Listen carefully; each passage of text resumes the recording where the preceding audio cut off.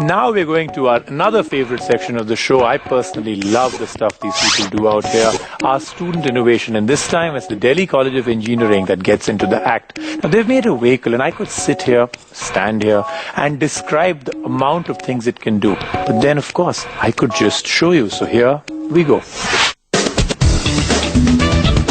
VARUN is the name given to this vehicle for automation research and underwater navigation. It has been designed by a team of 10 students from Delhi College of Engineering with the aim of competing in the 11th Annual Autonomous Underwater Vehicle Competition hosted by AUVSI and ONR.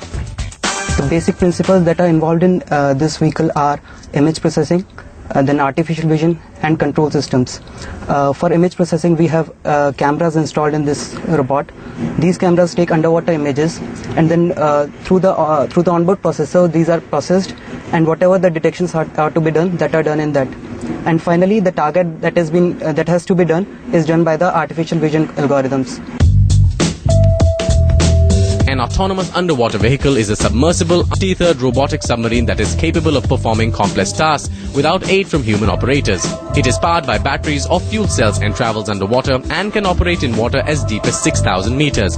Advances in propulsion systems and power source technology give these robotic submarines extended endurance in both time and distance.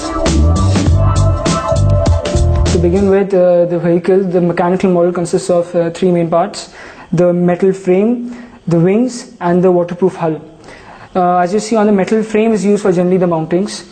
We have two vertical thrusters, one in the front, one in the back, for the vertical motion, and two horizontal thrusters for the forward and backward motion, as well as the turning. On the main hull, we have the clamps. On the front panel, we have a transparent front panel for the cameras, which are mounted inside. Here you see is the kill switch. The kill switch can be activated any time to completely deactivate the whole system in case of recovery or in case of sudden failure. On the inside, you can see all the electronic systems here. On the top, we have the inertial measurement unit. This is the main heart of the entire UV, as it provides us inertial, the complete coordinates, helps in finding the correct acceleration of the vehicle. This is the laptop where all the codes are run, and the artificial intelligence is there inside the laptop. Its processing completely is done by the processor. We've left the bot underwater.